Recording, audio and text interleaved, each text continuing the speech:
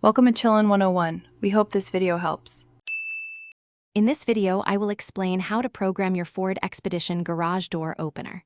First, make sure your vehicle is parked safely outside your garage. You will need your original garage door opener remote control, so have it ready. Also, confirm that your garage door opener remote has a fresh, working battery.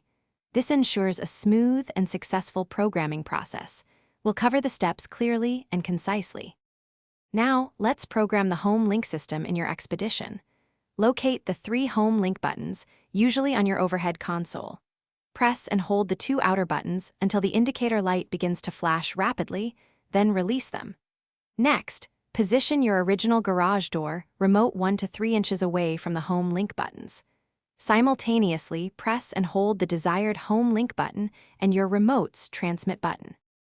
Continue holding both buttons until the home link indicator light changes from a slow flash to a rapid flash, then release. This indicates successful programming of the remote's code. Now, go to your garage door opener motor unit and press its Learn or Smart button. You usually have about 30 seconds to return to your vehicle. Once back, press the newly programmed home link button 3 times, holding it for 2 seconds each time.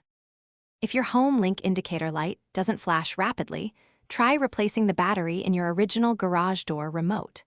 Some newer garage door openers use a rolling code system, which requires an additional step involving the Learn button on your opener motor. Always refer to your Ford Expedition's owner's manual for specific instructions and any unique details related to your model year. You'll be opening your garage door with ease in no time. Thanks for watching. Consider subscribing if we helped you.